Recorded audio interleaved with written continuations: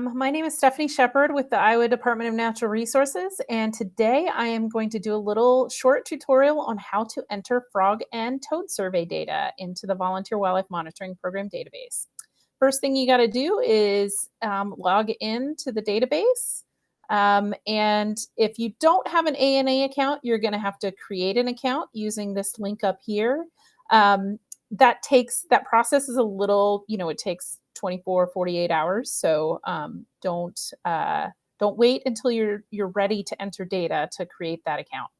Otherwise, come down here and enter your account ID and password and sign in.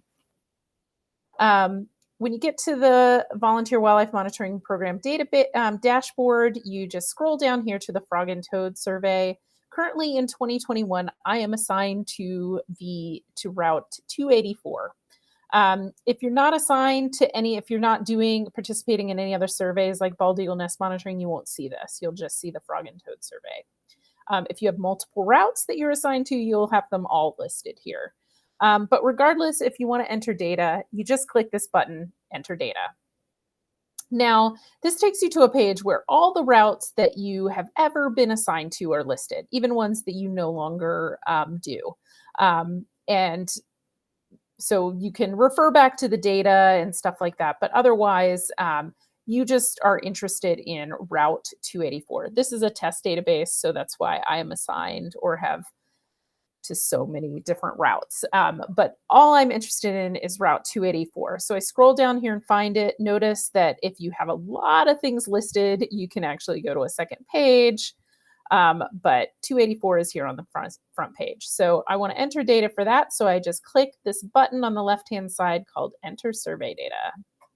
And you notice that this popped up when I clicked that. You scroll down and you've got a whole nother table that opened up down here. And this is where you're going to be, mostly doing or navigating through the data entry. So frog and toad survey season hasn't even started in 2021, but we're going to pretend that it has, that it's over, and that I have data to report. We're also going to pretend that I had something come up and I couldn't get out for survey window number 1. And so in that case, to let the coordinator know that I didn't just forget to enter these data, that I actually skipped this and was not able to run 1-1, I come over here to the left-hand side and click on this link called Run Skipped. It'll say, are you sure you wish to mark this survey run as not completed? And you're going to click yes. That's really important. It tells me as the administrator that there is no data for this survey window run, and I shouldn't bug you and say, why is there, why haven't you entered data for this? And that's all you need to do to mark that as skipped. So now we're going to go into survey. I do have data for survey window 2. So I am going to click Add Survey over here on the left-hand side.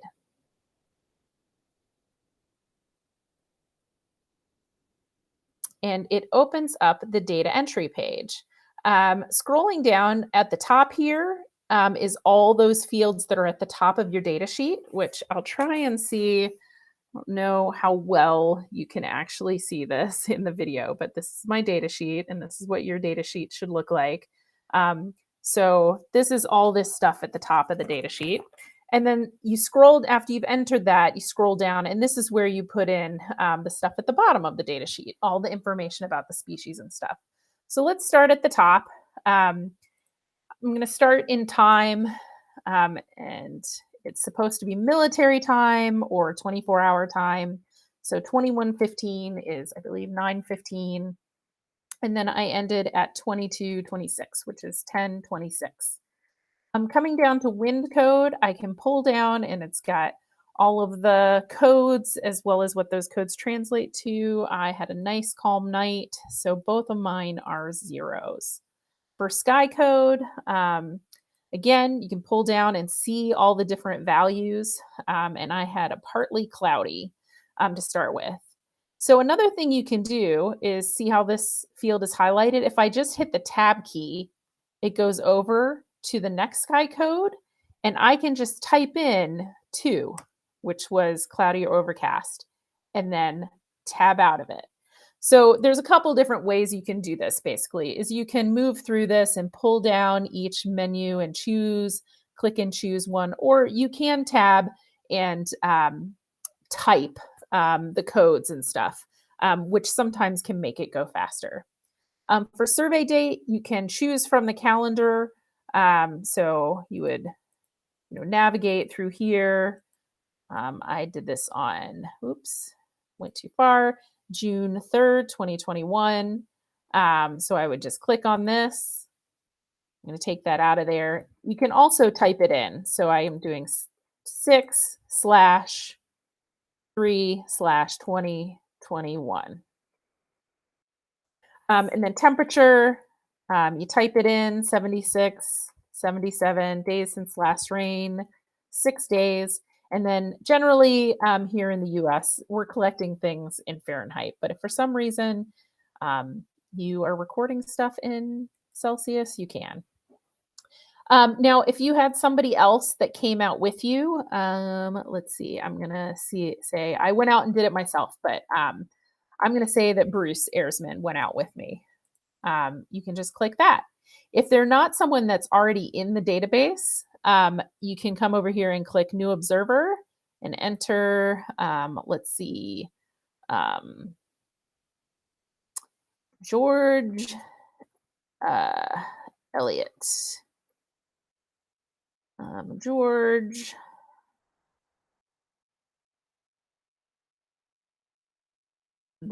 Elliott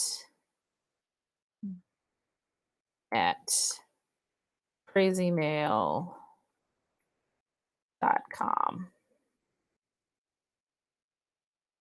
Okay, and then you just click save and it adds them in there. So pretty cool. If you've done all that in mistake, you can just delete it out. Okay. Any overall comments you've got about the survey that you did? You can type in here. Okay, so that's the top part of this all filled in. Now, because the frog and toad data entry is kind of involved and it can take you a little bit longer, and because this database has a pretty short time period where when you're entering stuff, it's not counting as there being activity in the database. So if it's taking you longer than 15 minutes to enter one survey, hopefully it's not. But if it is, like, it can time you out, which then you lose all the information you entered, which sucks. So I recommend that after you enter this front part, scroll all the way down to the bottom of the sheet and click Save Survey. It's going to tell you all these things because you haven't filled out any of this. Just click yes. And it will save your survey. That way, even if you're doing this stuff and it times out, you've at least got this stuff already entered and saved. So let's start now on our next survey. So I have 6 sites and I want to point out, notice that there are 2 scroll bars. There's this one over here that moves the whole sheet. And then there's this one here that just moves this part of this form. This is especially useful if you have like more than 6 sites. 6, say you're doing one of the NAAMP routes that has 10 sites on it.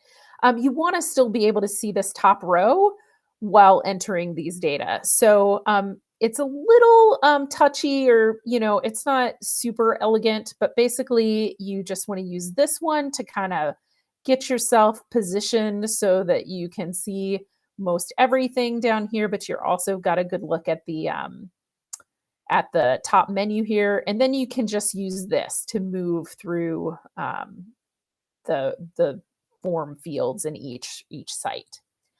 So for my survey, first of all, the first thing to fill out is the skipped stop thing. So just like we did before where there was a run that got skipped, you can, if a site is, if you can't get to it because there's construction, if something happens in a particular year, you just can't access a site.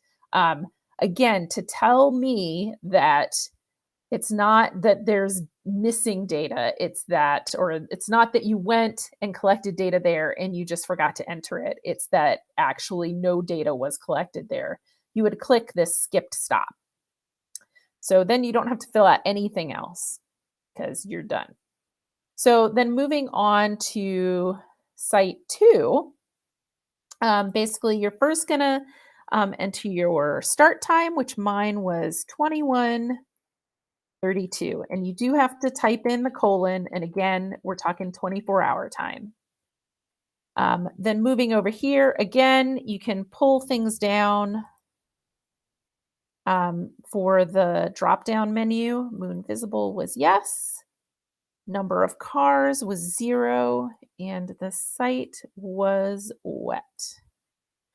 And then you're moving into your species. These should be lined up. I'm pretty sure they're exactly lined up as they are on the data sheet. The only difference is that there is a wood frog column here. So just skip that unless you're in Northeast Iowa and you actually think you've heard of wood frog. But otherwise, I'm going to go here. This is run 2. So I heard Cope's gray tree frog at the index of 1. So I type in 1. Then I come over here to cricket frog and do 3. Okay. And that's it for that site. Oh, and I entered it in the wrong row. We're going to move down here to site 2 and do 1 and 3. Okay, that's it for site 2. So moving on to site 3. Now, again, as we did above, you can also tab through and type and use the keyboard rather than constantly using the mouse. So for site 3, my start time was 21:48. I tab to this and just press the N key and a no comes up. Tab again, N for no, moon visible, Y for yes, 0 cars, and then it was a wet site. Okay, and then I can keep on tabbing through here. It looks like the first thing that I heard at this site, actually, I didn't have anything at this site. So I leave all those blank. Now, you may be wondering, do I need to fill in all these blanks with zeros? You do not. The database will actually, if it is left blank, it'll automatically fill in the zeros for these fields. So that is not the case for any other place in the database. You need to fill out as completely as possible all the fields, but you don't have to do that here. It'll fill in the zeros where there are zeros. Okay, let's move on to site 4, Snake Creek Marsh. Started there at 2200. I'm going to continue to do tabbing. So Snake Creek Marsh, that's no, no, yes, 0, wet. And then coming into here, I have my first thing is American toad. So I make sure, yep, American toad. I do 1. I heard a survey index 1 there. I had Cope's gray tree frog at survey index 2. And then cricket frogs at survey index 2. And that's it for that site. Moving on to site 5, 2212. Again, just tabbing through, no, no, yes, 0, wet. And I also did not have anything heard at that site. So then moving this down just to give me a little more visibility of this site, I come down to the last site, 22, 21. No, no, yes, 0, wet. And here I had 1 Cope's gray tree frog. And actually, I'm in the wrong spot. This is really useful is it kind of alternates gray and white. So you can kind of see that didn't look right. So I come back to Cope's gray tree frog and click 1 and then over 2 to cricket frog and 3. And I had a little note for these 2 that these were pretty distant from this site. So I'm going to scroll back up to the comments area and say site 6, both species bird were at a distance. Okay, so I'm pretty good. That's all my data. I'm ready to go. You have to click either save or submit to save this data. If you don't click either of those and like just click back, all the data will be gone, except for this top part, because remember earlier we came down and clicked save survey. These two buttons are really important, is what I'm telling you. So if you want to edit the data later, so say you're coming in and entering each survey window as it happens, like you go out and run the survey and then you immediately come back and enter your data. Maybe you just want to save the survey. So that at the end of the season, you can come back and sort of review everything before actually submitting. So you can click back and I'll show you what that looks like. We go back down to 284, enter survey data, and look down here and see it's telling me status of incomplete for this survey run window 2. So I want to look at it again. I click edit survey. It brings this back up. And this one is marked as wet. See, it's filled in all the zeros where I didn't fill out in a number. And I look it over. I think it looks good. I'm ready to submit it. So then you would click submit survey. So it gives you a note, once you submit, you can't edit or add any new data. It's submitted. Like you can always, if you figure out that there's been a problem after the fact, you can let me know and I can edit it, but you will no longer be able to edit it once you submit. So click yes. And then it brings you automatically back here, and you can scroll down and see that now it says submitted. Okay. And then when you're ready to enter survey window 1, you just go to that one and off you go and you're done. So that is entering frog and toad survey data. Hopefully you found that helpful, and thanks very much for watching. Bye.